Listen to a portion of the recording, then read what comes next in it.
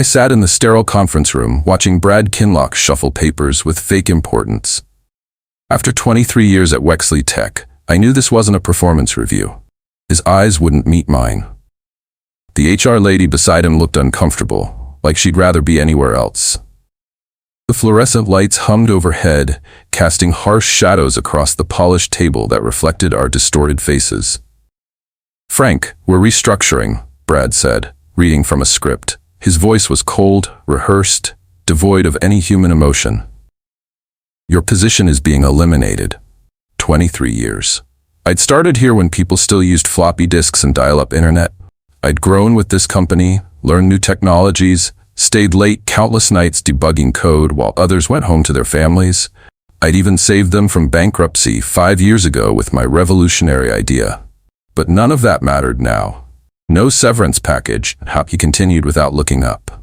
"Security will escort you out immediately. No handshake, no thank you, no acknowledgement of decades of loyalty. Just the quiet click of the door as I gathered my things with trembling hands. My backup drive was missing from my bag when I got home. They'd taken everything. Or so they thought. 5 years earlier, Wexley Tech was dying a slow, painful death. Venture funds were pulling out faster than water from a broken dam. The board was panicking, talking about bankruptcy in hushed whispers. Stock prices plummeted daily. Employees whispered about layoffs in the hallways, fear written across their faces. That's when I approached my boss with my breakthrough idea. I'd been working on something special. A revolutionary data automation platform built on proprietary compression AI that could change everything. I'd spent years building the framework quietly on the side, burning through countless weekends and sleepless nights. It was brilliant, fast, lightweight, everything the market desperately needed, but didn't know existed yet. My boss took my idea straight to the boardroom without hesitation. I watched through the glass doors as he presented it as his own discovery, gesturing excitedly at my diagrams. The board went absolutely crazy with excitement. Analysts projected over $150 million in enterprise licensing revenue within 3 years. Then something beautiful happened. An old board member named Margaret raised her weathered hand. "Any developer whose innovation generates revenue should get 5% commission," she declared firmly. "Company policy." Brad looked annoyed but nodded reluctantly.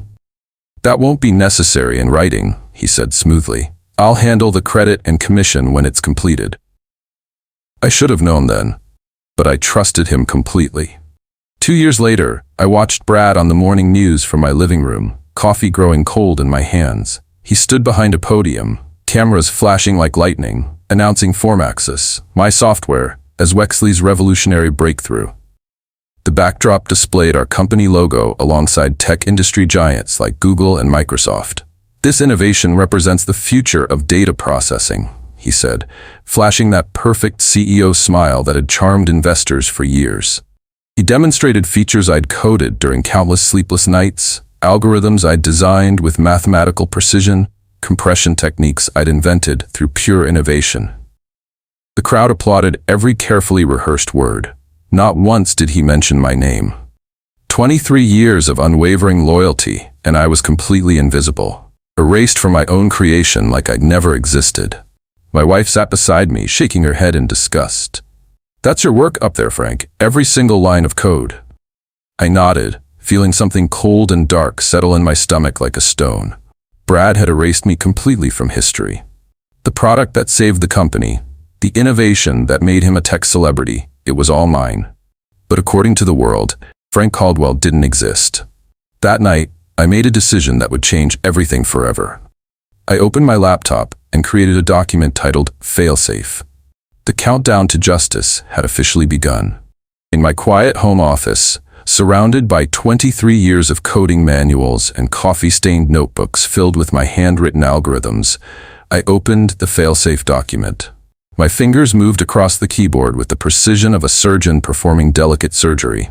This wasn't just code, this was my insurance policy against betrayal. The 365-day kill switch was elegant in its mathematical simplicity.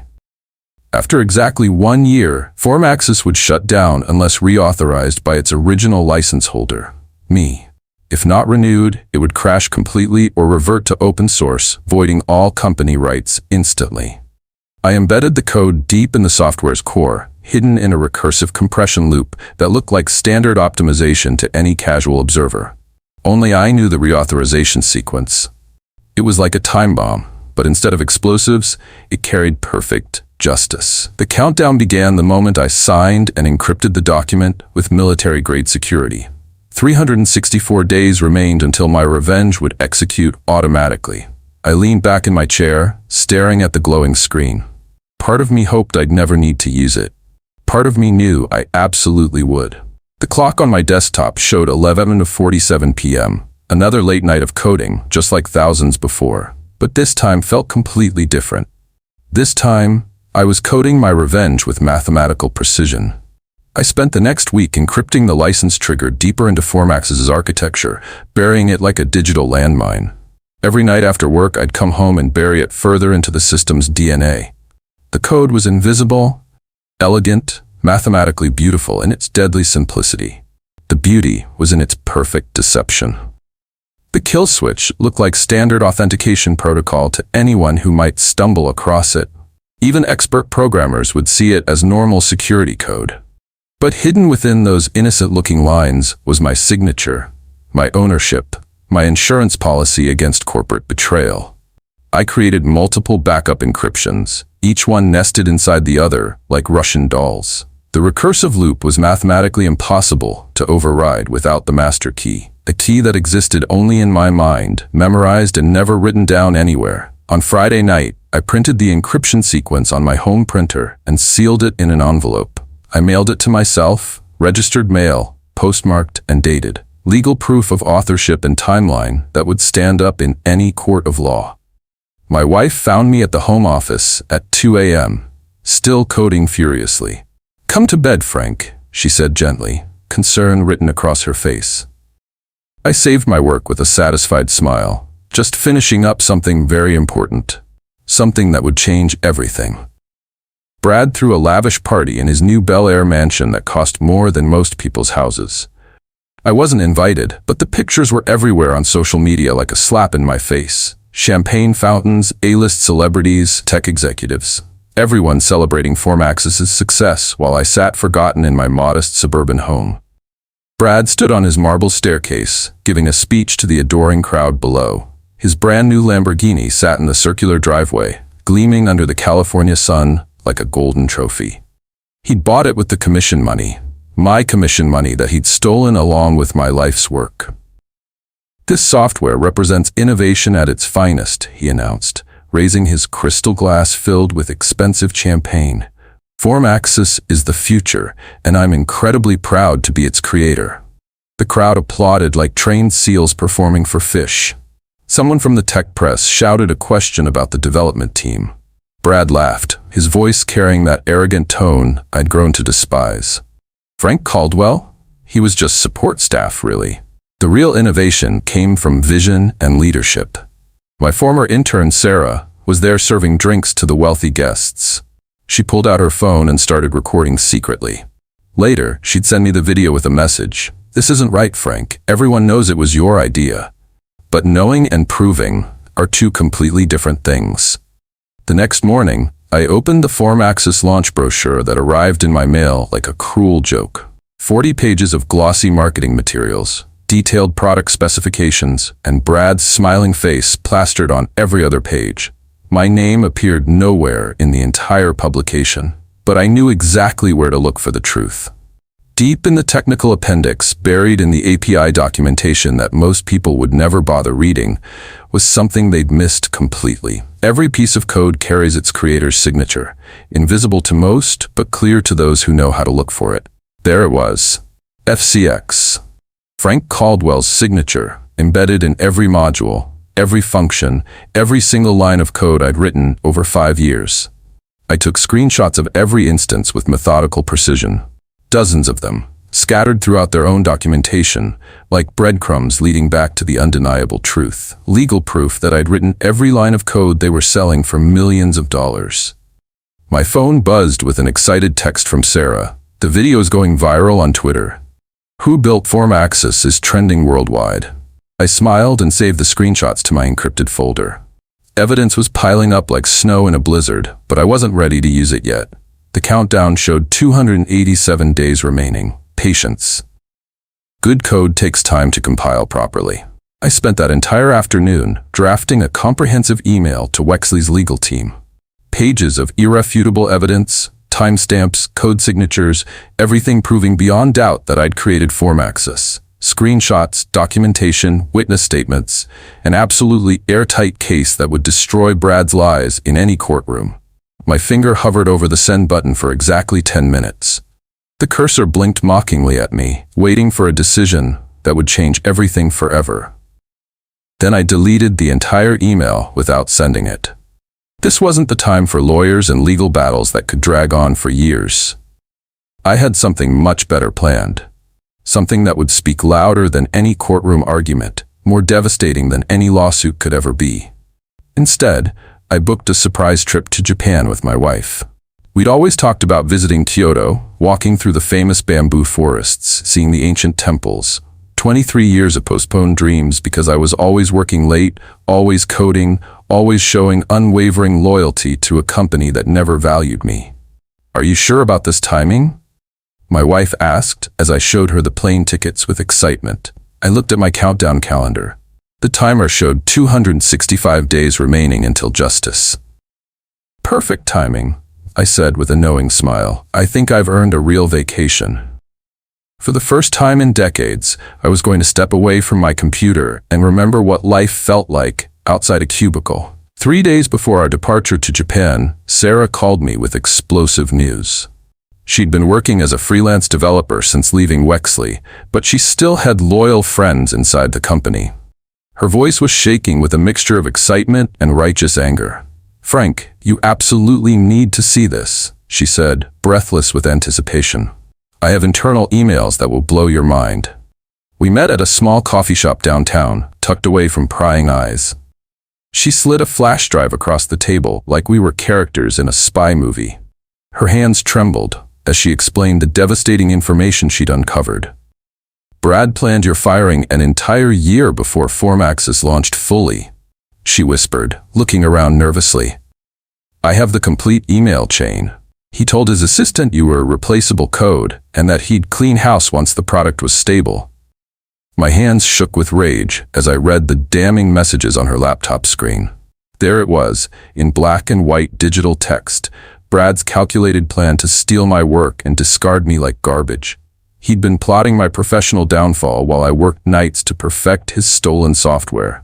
The worst part, his assistant had replied, "What about his commission?" Brad's response made my blood boil with fury. "What commission? Frank who?" I handed back the laptop and pocketed the flash drive carefully.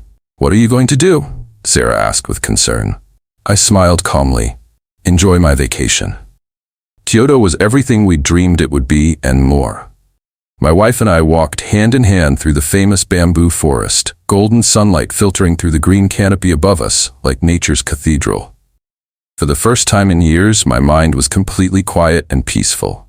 No code, no deadlines, no backstabbing bosses haunting my thoughts. "You deserved so much better than what they did to you," my wife said as we sat by a serene temple pond, watching colorful koi fish swim in lazy circles. The ancient stones beneath us had witnessed centuries of human struggle and triumph. I pulled out my pocket calendar with its red countdown marks. A red X marked every single day since the countdown began. 265 days left until justice would be served automatically, without my intervention. "Maybe I did," I said thoughtfully. "But sometimes you have to be patient. Good things come to those who wait for the right moment." We spent 3 magical weeks in Japan, then a full month in Thailand, another unforgettable week in New Zealand. I'd saved enough money over the years through careful planning, and for once I was spending it on myself instead of late-night takeout while coding in the office. Every single morning, I'd mark another X on my calendar with satisfaction. The numbers got smaller and smaller. The anticipation grew stronger and stronger. Brad was living his absolute best life on my stolen work, but his time was running out, one precious day at a time. While I was swimming in Thai beaches, FormAxis was showing cracks. Sarah sent me screenshots of user complaints, Random shutdown warnings, unexplained error messages, system hiccups that their support team couldn't explain or reproduce consistently. The kill switch timer was triggering passive alerts, little warnings buried so deep in the code that most users ignored them. But system administrators were starting to notice patterns in the chaos. One post on a tech forum caught my attention. Anyone else getting orange to auth null errors in FormAxis? Our IT team is stumped. Happens randomly, can't reproduce it. Brad's team was scrambling. They'd brought in consultants, specialists, even the original beta testers. Nobody could identify the source of the warnings because nobody understood the architecture like I did. I laughed, sitting on a beach chair in Phuket, reading their panicked support tickets on my phone. They were trying to debug code they didn't understand, fix problems they hadn't created, solve puzzles without knowing the rules. My wife brought me a coconut drink with a little umbrella. "Work emails?" she asked. "Entertainment," I replied, closing my laptop. 89 days remaining. 6 months into my year-long vacation, I had rented a cabin in Oregon and started building something new. Caldwell Core, my software, rebuilt from the ground up, better than FormAxis in every conceivable way. I'd learned from 5 years of watching FormAxis in the wild. Users wanted more speed, better compression, modular design that could adapt to different industries. I gave them everything they'd been asking for, and more. The new code was sleeker, faster, more elegant than anything I'd built before. I designed it for scale, with military-grade encryption and redundancies that would make FormAxis look like a child's toy. Every night, I'd code until my eyes burned, then walk to the lake and watch the sunset paint the mountains gold. This wasn't revenge coding anymore. This was passion. Pure, unfiltered love for creating something beautiful. I activated a private test environment and ran the first trials. Caldwell Core processed data 300% faster than FormAxis, used half the memory, and never crashed. Brad had stolen my past, but I was building my future, one line of perfect code at a time. The irony was beautiful. Brad appeared on Tech Innovators podcast, the same show that had interviewed me 5 years earlier about emerging AI trends. The host, Mike Chen, had done his homework and remembered my original interview. "Brad, your compression algorithm is fascinating," Mike said. "It reminds me of something I heard about years ago. Let me play a clip." My voice filled the studio, recorded 5 years earlier. The future of data compression lies in recursive algorithms that learn and adapt. Imagine software that doesn't just compress data, it predicts and optimizes compression patterns in real time. Brad's response was identical, word for word. The future of data compression lies in recursive algorithms that learn and adapt. Imagine software that doesn't just compress data, it predicts and optimizes compression patterns in real time. Mike raised an eyebrow. That's remarkably similar phrasing. The podcast went viral within hours. Comments exploded. "Wait, is Brad stealing this? Who is Frank Caldwell? This sounds like straight-up plagiarism." I listened to the episode from my Oregon cabin, 43 days left on my countdown timer. The internet was starting to connect the dots. Sarah struck again. While searching Wexley's security footage for an unrelated project, she'd found something incredible. Video of me pitching FormAxis to Brad in his office 5 years earlier. The timestamp was perfect evidence. The footage was crystal clear. Me explaining the algorithm, drawing diagrams on his whiteboard, walking him through the compression techniques. Brad nodding, asking questions, taking notes on my ideas. 2 days later, he'd presented it to the board as his own breakthrough. Sarah leaked the video anonymously to TechCrunch. Within 24 hours, it had 2 million views and counting. "CEO steals from 23-year employee," screamed the headlines. Tech blogs picked up the story. Former Wexley employees started sharing their own stories of Brad's questionable practices in the comments. My phone rang constantly, reporters, lawyers, former colleagues wanting statements. I ignored them all from my peaceful lakeside cabin. Brad's venture capital investors demanded an emergency meeting. His stock options were frozen pending investigation. The tech celebrity who'd built his empire on my stolen work was finally facing consequences. But the real reckoning was still coming. 31 days remained. I marked another X on my calendar and smiled. The board meeting was explosive. I learned about it from Sarah, who heard from a friend in accounting. Emails flew back and forth as board members demanded answers about the growing scandal surrounding their star CEO. Legal had tried to redact my name from the original project files, but someone, probably Margaret, the old board member who'd insisted on the 5% commission, forwarded the unedited versions to every board member and major investor. There was my signature on every document, my initials on every code review, my employee ID on every commit log. Irrefutable proof of authorship scattered throughout 5 years of development records. Brad's response was to delete everything. His Slack history, project files, email chains, anything that connected him to the theft. But digital forensics experts can recover deleted data, and the board hired the best money could buy. His house of cards was collapsing, but he still had one more week of glory. One more week of living off my stolen work and pretending to be an innovative genius. 7 days until FormAxis would shut down forever. 7 days until justice would be served automatically, mathematically, perfectly too.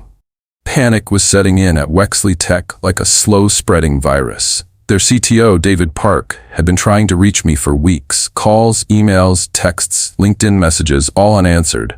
I'd changed my phone number and disappeared from social media before leaving for vacation. The shutdown warnings were getting more frequent now. Error messages were appearing on client systems worldwide. Something was clearly wrong, but nobody could figure out what or why it was happening. David sent a desperate email to my old address. "Frank, we have a critical system issue. Please contact us immediately. This is urgent." I read it from my cabin, sipping morning coffee while watching deer graze by the lake. 72 hours remained on my countdown timer. David's next email was even more frantic. "Frank, I know we didn't part on good terms, but we need your help. FormAxis is showing critical errors. You're the only one who understands the core architecture." I deleted the email without responding. They'd had 23 years to treat me with respect. Now they had 72 hours to face the consequences of their betrayal. Day 365. FormAxis's first anniversary celebration was scheduled for 8 p.m. at Wexley's headquarters.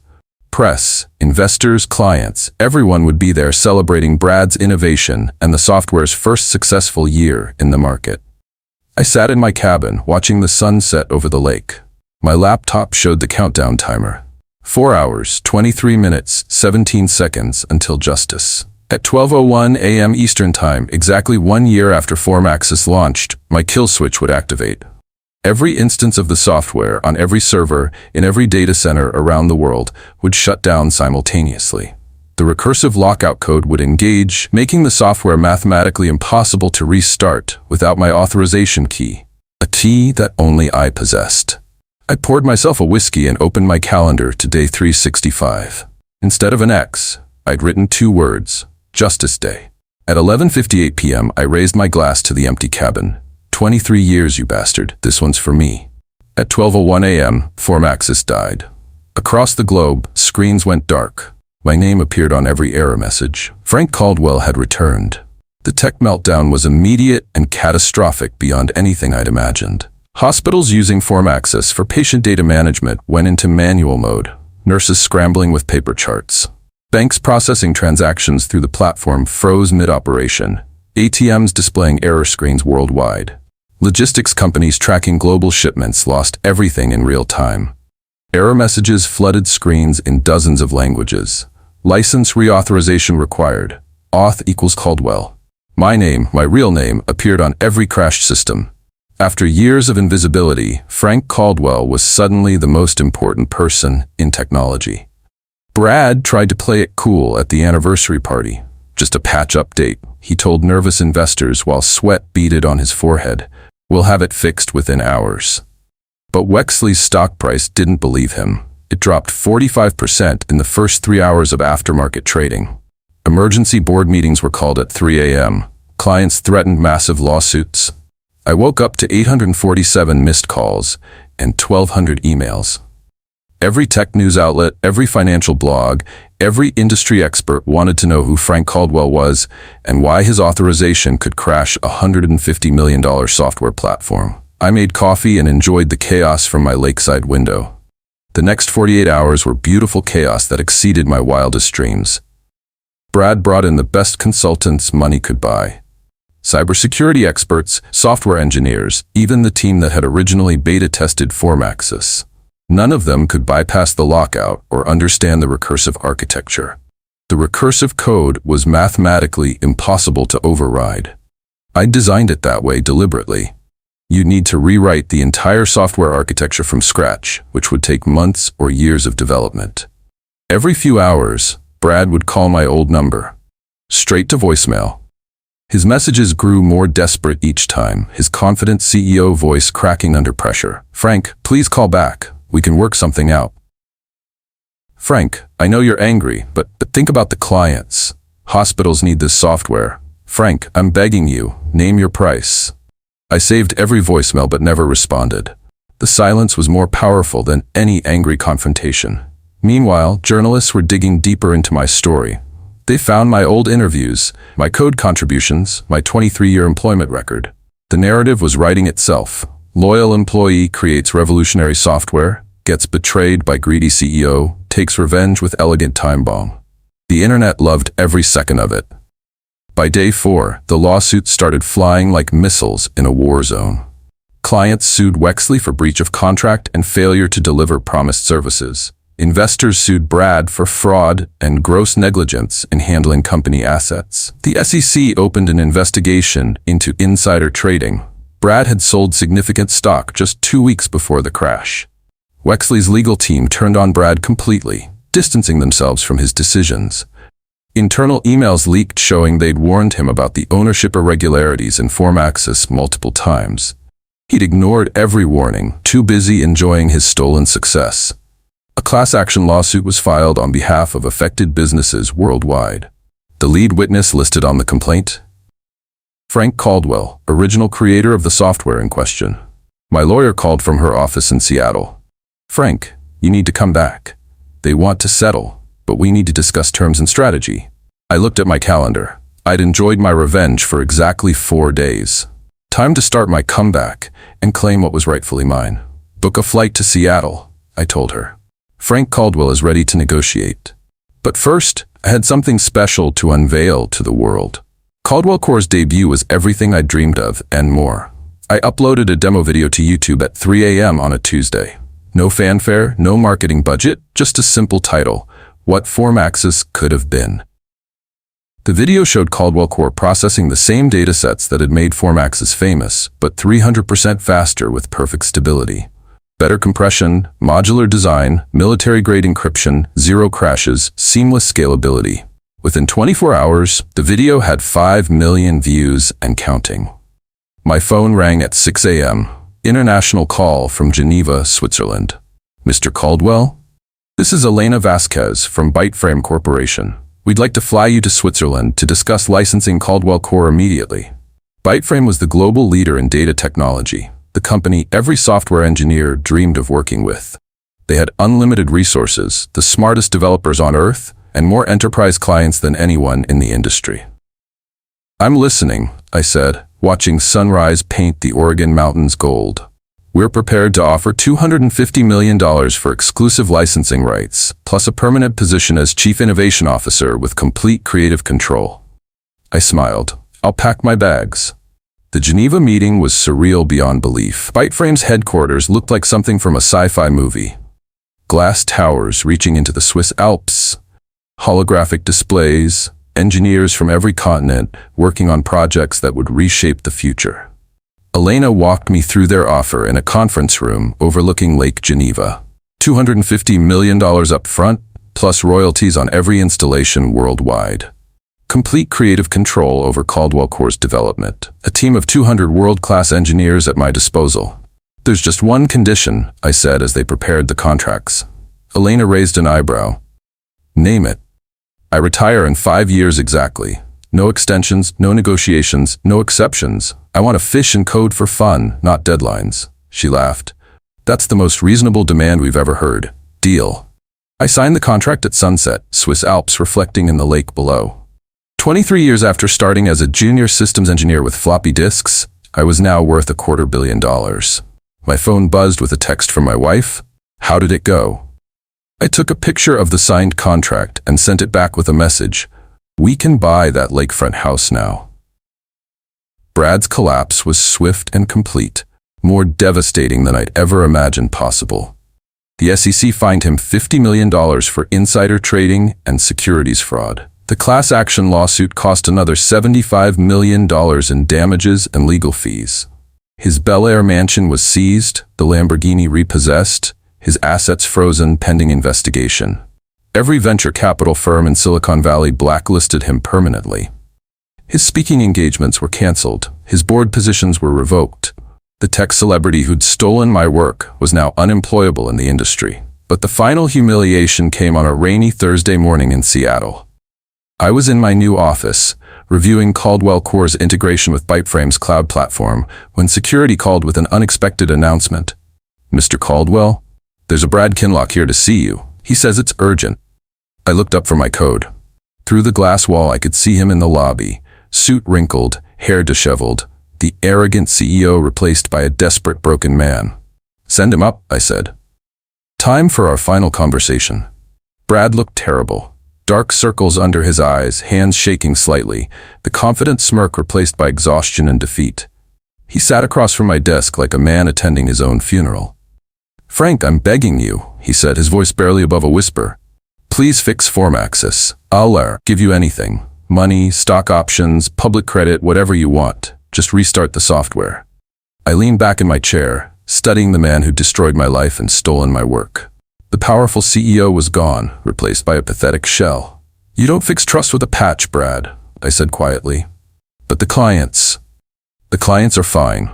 Byteframe is migrating them to Caldwell Core for free. Better software, better support, better ethics." His shoulders slumped in defeat. "I'm ruined, Frank. Everything's gone. My house, my car, my reputation, everything." I stood up and walked to the window overlooking Puget Sound. Ships moved slowly across the gray water, carrying cargo around the world, some of it now tracked by my software, properly credited and compensated. 23 years, I said without turning around. "I gave Wexley 23 years. You gave me a pink slip." Security appeared in the doorway. I nodded, and they escorted Brad out of my office for the last time. I never saw him again. 1 year later, I'm sitting on my dock in Oregon, coffee steaming in the morning air. The lake is perfectly still, reflecting pine trees and mountains like a mirror. This is peace. This is justice, served cold and perfect. My pocket calendar sits open beside me, marked with today's date, the anniversary of Brad firing me. Instead of an X, I've written 2 words. You made it. Caldwell Core is running in 47 countries now, processing data for hospitals, banks, governments, universities. Every installation credits Frank Caldwell as the original architect. Every royalty check reminds me that good work eventually finds its proper reward. I spent 5 years at Byteframe, then retired exactly as planned. Now I fish in the mornings and code for fun in the afternoons. My wife reads on the porch while I debug algorithms that nobody will steal, nobody will claim, nobody will use to build empires on my forgotten labor. Sometimes I wonder what Brad is doing now. I heard he's selling insurance in Phoenix, driving a used Honda, living in a studio apartment. The tech celebrity reduced to cold calls and commission checks. But mostly, I don't think about him at all. I pour myself a glass of whiskey and toast the sunset. 23 years, I say to the empty lake. But in the end, patience, like good code, never crashes.